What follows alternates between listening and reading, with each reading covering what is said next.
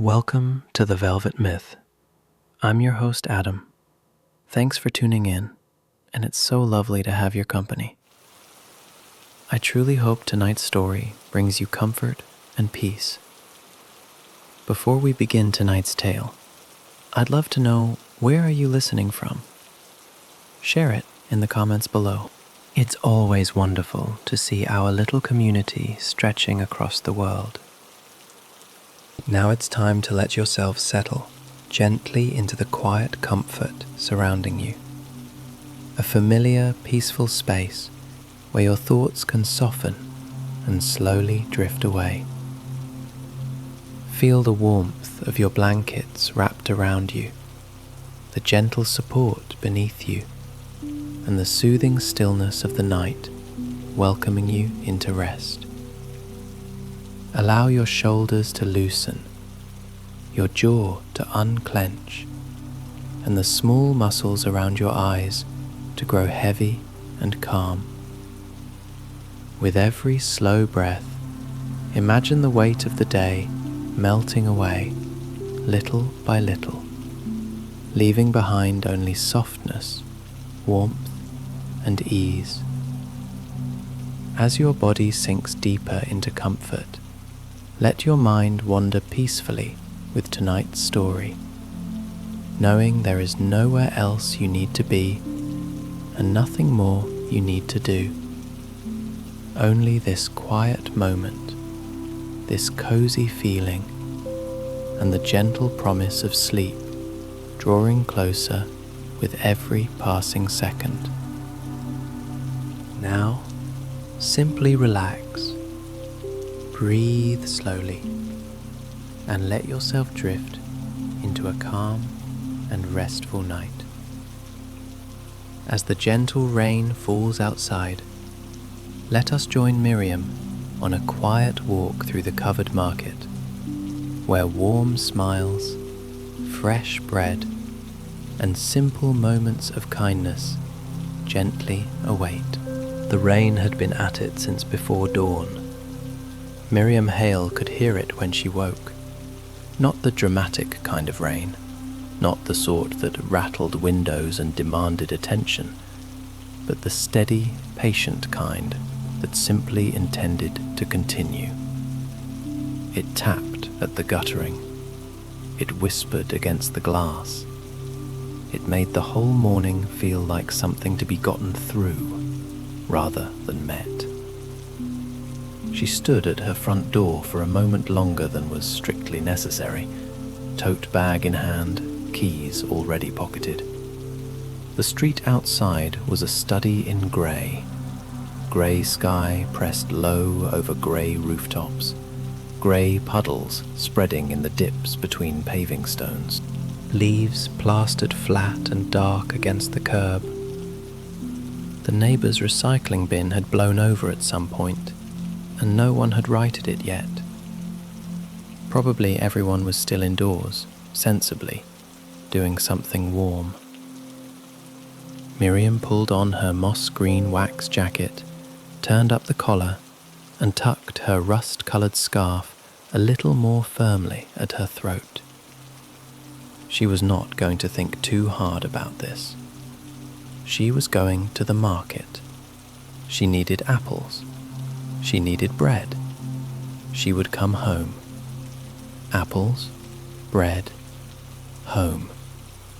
Simple, manageable.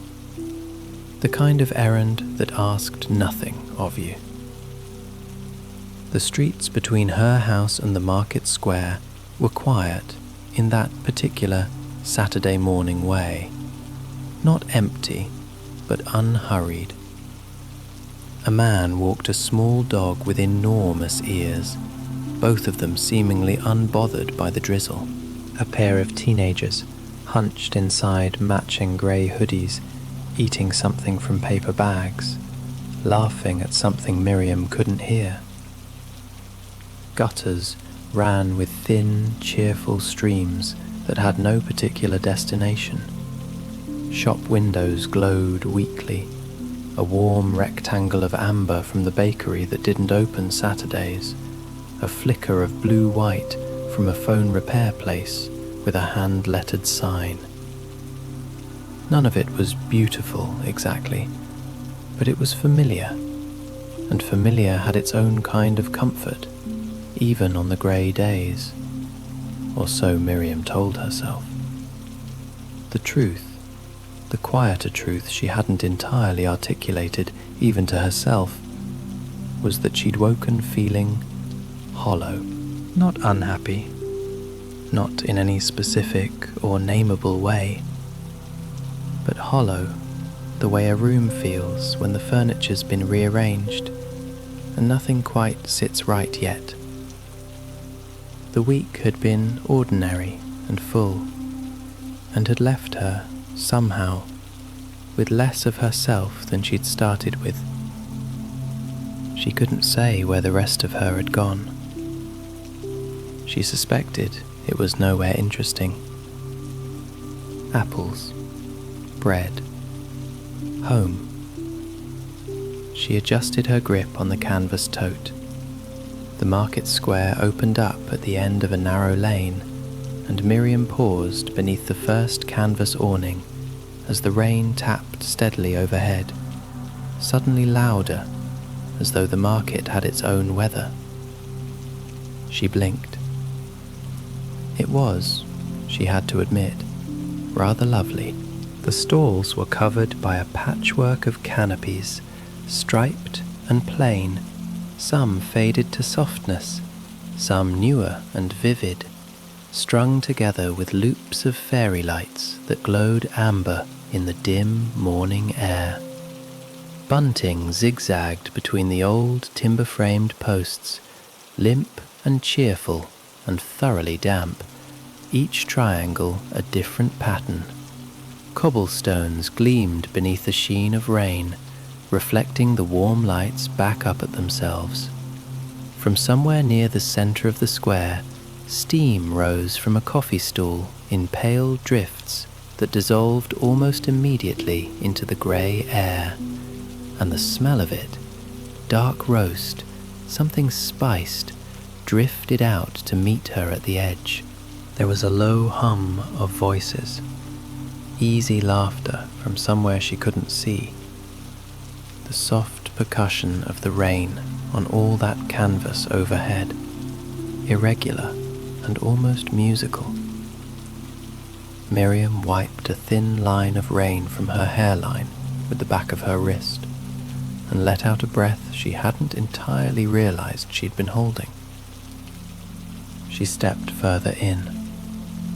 The cobblestones were uneven enough to want watching, and she kept her eyes down for a few paces before looking up again at the rows of stalls.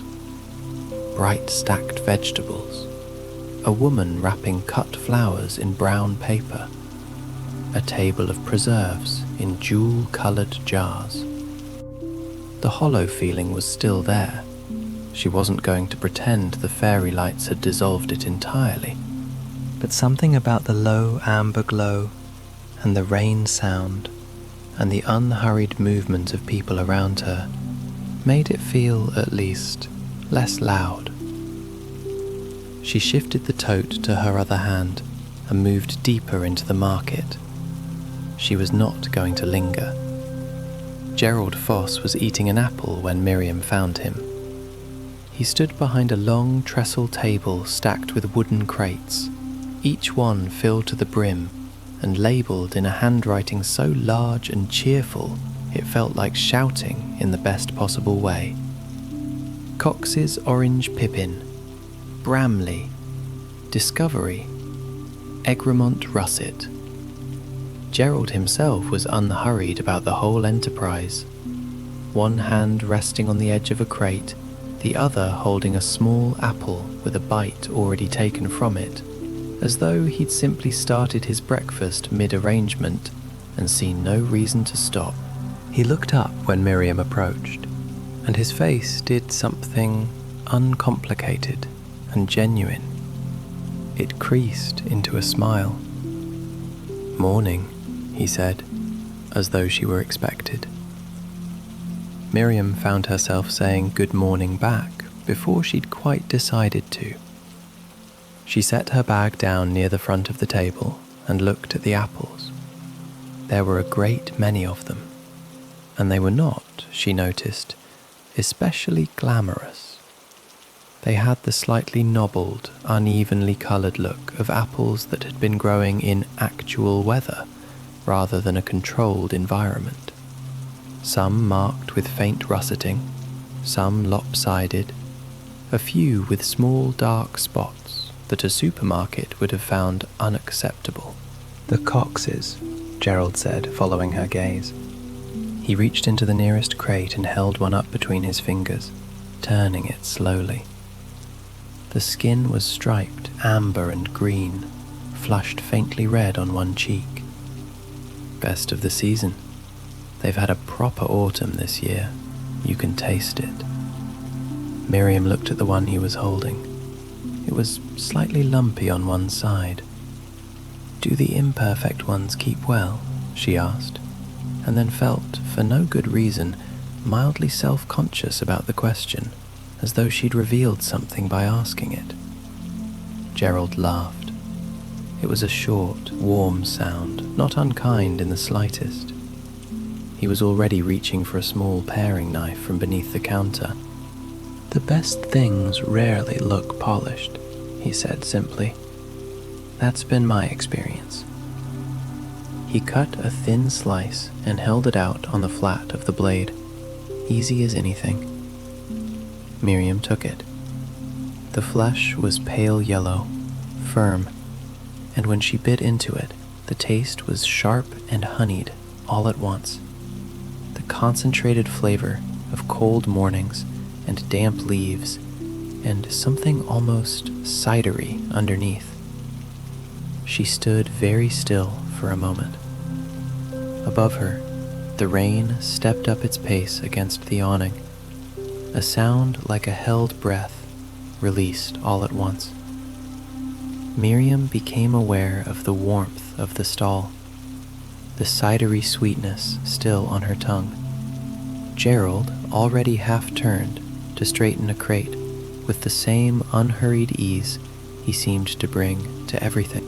She began choosing apples, more carefully than necessary, one at a time, turning each one over in her hand. Neither of them was in any hurry. The smell reached her before anything else, something yeasty and deep and faintly sour, warm enough to feel almost solid against the cold air. Miriam turned, apple still in hand, and found the neighbouring stall arranged in a cheerful chaos of loaves. Fat rounds dusted with flour, long-seeded batard, small rolls nestled together in cloth-lined baskets. Behind it all, a young woman appeared through the canvas flap at the back, balancing a wooden tray of fresh loaves with 2 hands and her chin. Suki Brennan made it approximately 3 steps before her elbow caught the edge of a wicker basket. The basket teetered. Suki performed a small miracle of redistribution, lurching sideways, saving the tray with her forearms, while her hip nudged the basket back onto its perch. Not a single loaf moved. She let out a breath and looked delighted with herself. "Still got it," she said, to no one in particular. From behind Miriam, Gerald's voice came without missing a beat. "She's been trying to reorganize gravity since 7:30. Progress is slow." Suki pointed at him with a flour-dusted finger. "You were impressed, and we both know it." She set the tray down and began sliding the loaves into place with practiced efficiency, then caught Miriam's eye and smiled, open and unhurried, as if they'd spoken before. "You want to try a bit? Just came out." Miriam did not say no. She rarely said no to things when asked that directly, and besides, the smell alone had already made the decision for her. Suki tore a rough piece from the end of a cooled test loaf and pressed a small curl of butter onto it with a flat knife. Miriam accepted it with both hands, and the warmth of the crust against her cold fingers was immediate and almost startling. A small, private comfort she hadn't known she needed until it arrived. The bread was chewy and complex, with a crust that crackled quietly between her teeth and a crumb that gave beneath it, dense and open all at once. Miriam ate it slowly, standing at the counter, watching Suki fold a seeded loaf into a paper bag for a man in a red hat who seemed to be a regular. They argued briefly and affectionately about the correct amount of butter for a sourdough this good. Suki's position was more. The flour drift that lifted from her apron every time she gestured suggested she had been making that argument all morning. Miriam reached her decision in the quiet way of small things. Not quite a thought, more an inclination. When the man in the red hat had gone, she didn't step back from the counter. "I'll take a whole loaf," she said. "One of the plain rounds." Suki beamed at her, as though this were genuinely excellent news. Miriam stayed where she was, fingers loosely curled around her apple bag, not yet ready, not quite, to move on. The rain made the decision for her. It arrived all at once, not a polite intensification, but a sudden, determined downpour, the kind that drummed hard against the canvas awnings and turned the cobblestones beyond the stalls into a shallow, shivering mirror. Several shoppers skittered sideways under cover with small noises of surprise. A man with a newspaper held it uselessly above his head and reconsidered his life choices. Miriam simply shifted back, tucking her tote bag against her leg, and let the rain settle the matter she hadn't quite settled herself. Gerald nudged a wooden crate back under his table with the side of his boot, unhurried, without looking. Suki reached beneath her counter and shook a cloth over a basket of soft rolls, with the efficiency of someone who had done exactly this 100 times, and would do it 100 more. Neither of them said anything particular about the weather. It was simply something that was happening, and they were simply adjusting. The coffee arrived without anyone asking for it. A young woman from the stall 2 rows down appeared at the edge of the awning, dark-eyed, wearing an expression of cheerful practicality, and held out 3 small paper cups in a cardboard tray. Gerald took 2, passed 1 to Miriam. The young woman was already gone. Miriam wrapped both hands around the cup. It was too hot to sip properly, but warming in the way that mattered. "She does that," Gerald said, nodding after the departed coffee carrier. "When the rain comes in, doesn't ask, just brings." "That's a good way to be," Miriam said. He agreed with some contentment and drank. Suki leaned on the counter, and the 3 of them faced the rain together, with the particular companionship of people sharing a temporary shelter. Not quite strangers, not quite anything else yet, but comfortable in the space between. They talked about nothing that would bear repeating, which was precisely why it was pleasant. The weather, obviously. Whether the new parking arrangements on the far side of town had reduced Saturday footfall, or whether people were simply sleeping in more. Gerald's position on marmalade, Seville orange, thick cut, no argument. And the ongoing question of which stall came closest to his standard. Suki's vote was for a woman named Pat, who came every other week from somewhere near Shrewsbury.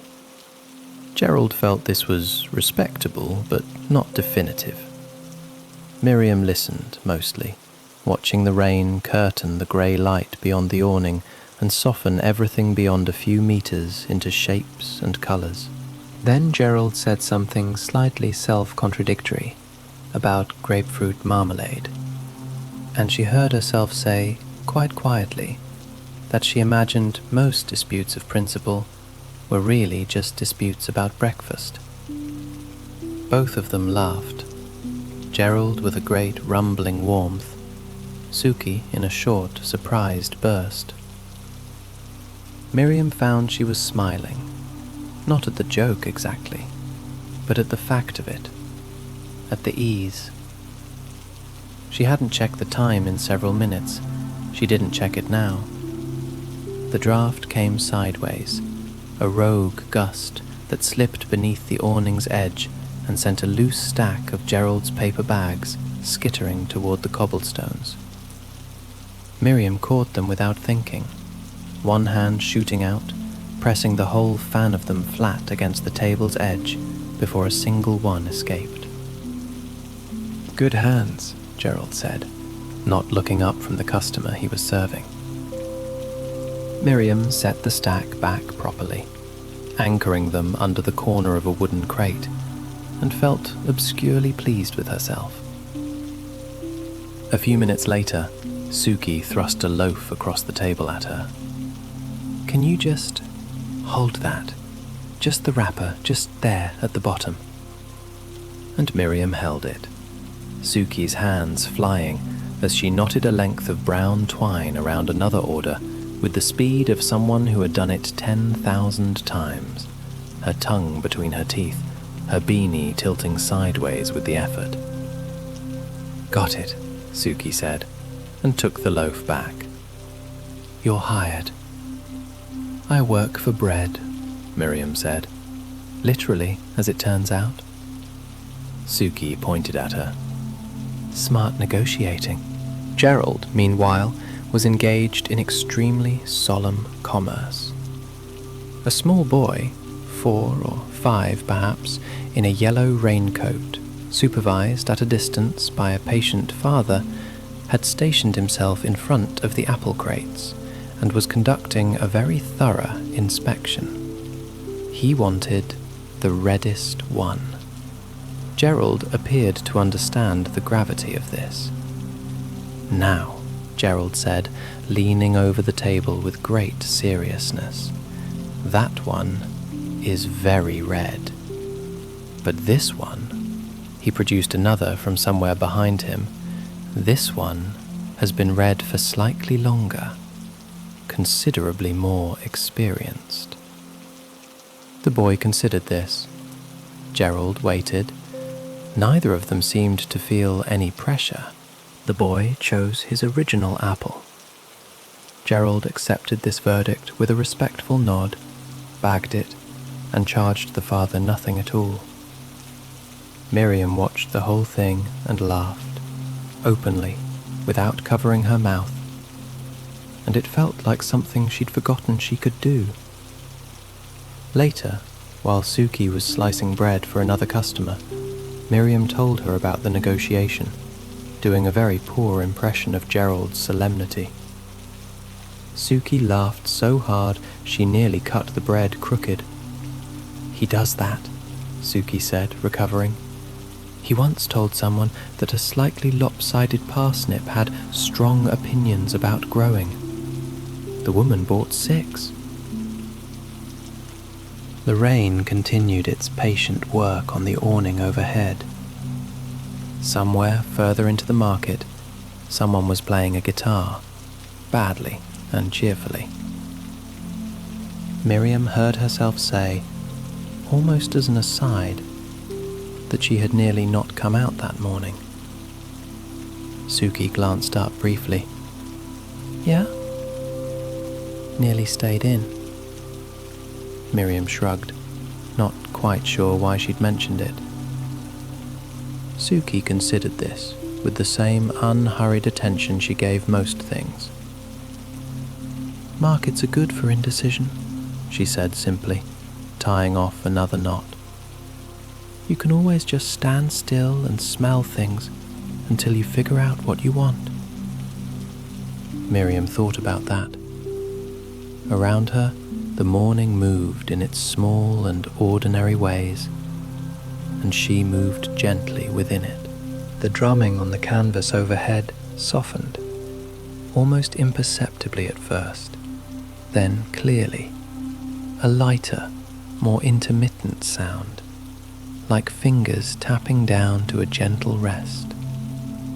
Miriam noticed it in the same moment she noticed the far edge of the square had begun to brighten, the grey lifting to something pale and almost luminous above the rooftops.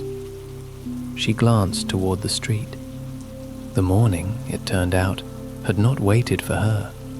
It had simply moved on at its own pace, and she had moved with it without realizing. And now here she was, considerably later than planned, with her tote bag settled at her feet and the faint pink of cold in her cheeks, and nowhere particular to be but home. The reluctance that came with this realization was not the heavy kind. It surprised her. Gerald was already reaching for a paper bag. He packed her chosen Cox's apples with the same unhurried care he seemed to bring to most things. Each one nestled rather than dropped, the bag folded over with a practiced roll of the wrist.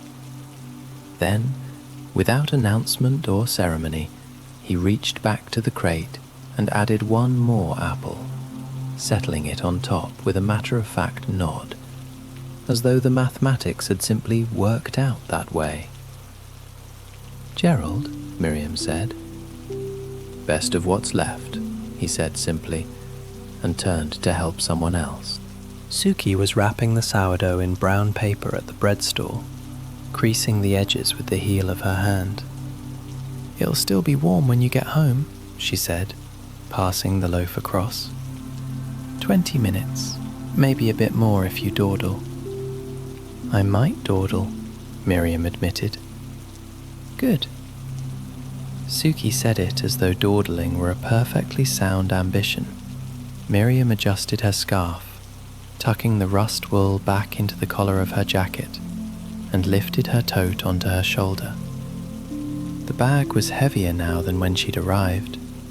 Bread, apples, the small jar of something Gerald had talked her into without her fully noticing. She was glad of the weight of it. She was about to say something in the way of goodbye when Suki ducked briefly below the counter and reappeared with a small paper bag, slightly crumpled at the top, folded over twice. "Baker's odds and ends," Suki said, pressing it toward her. "Broken biscuits, mostly. They taste exactly the same. They just look a bit sorry for themselves. They'll go in the crumb tray otherwise, which is a terrible fate." Miriam opened her mouth to protest. She did, once, with genuine intention, and then Suki's expression made it quite clear that the biscuits had already been decided, and that further argument would only be taking up time they both had better uses for. Miriam took the bag. She smiled. Not a polite smile. Not the careful kind she sometimes gave when she wasn't sure how to land a feeling, but a real one, slightly unguarded, the sort that surprised her a little as it arrived. "Thank you," she said, and meant it for more than the biscuits, and suspected Suki already knew that. The pale light over the square held steady. The drizzle was still there when Miriam stepped out from under the awning. Not the earnest, insistent rain of earlier, but a fine, drifting kind that seemed less interested in soaking anything than in simply being present. It settled on her hair and her jacket, in a mist so light she almost didn't mind it. She didn't look back immediately. She walked a few steps first, letting her boots find the cobblestones, letting the weight of the tote bag settle against her hip in a way that felt satisfying rather than burdensome. Then she turned, just once, a brief, unplanned glance back at the stalls. Gerald was already talking to someone new, a man in a flat cap who was holding up 2 apples and making a face of theatrical deliberation. Gerald's laugh carried across the square, unhurried and generous, exactly as it had been for Miriam. And she understood then that this was simply how he moved through the world, that she had not been a special case, and that somehow this made it feel more valuable rather than less. Suki, at the neighbouring stall, was rearranging a row of loaves beneath the fairy lights, humming something private, adjusting each one with small, careful hands. Neither of them saw Miriam go. She turned toward home. The paper bag of broken biscuits had been folded over twice at the top, which made it feel more deliberate than it probably was. Miriam opened it anyway, pulling out a biscuit. Shortbread, it turned out, with a dusting of something citrus, and ate it while walking, tote on one shoulder, bread warm through its paper wrapping under her arm. The biscuit was very good. It tasted exactly as promised. The streets on the way home were the same streets she had walked through an hour and a half ago, grey and damp and perfectly ordinary. But Miriam noticed things she had not registered on the way out. A window box of woody herbs, thyme, she thought, or rosemary, gleaming with collected rain, each small leaf beaded and precise. A terrier outside a bakery shaking water from its ears with extravagant commitment.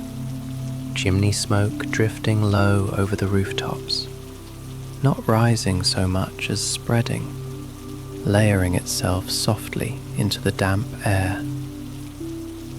At a pedestrian crossing, Miriam shifted the tote to her other shoulder and caught, rising from the warm loaf against her side, the faint green scent of the apples nestled nearby, cool and faintly sweet and very clean. She breathed it in without deciding to. She thought about her kitchen, the particular sound rain made at her own window when it was properly coming down. Tea, obviously. The bread sliced thick, butter spread while still warm enough to melt at the edges. Perhaps the radio, perhaps not. By the time Miriam reached her front door, key already in hand, the habit of many quiet homecomings, she understood something she would not have been able to name that morning. Nothing extraordinary had happened.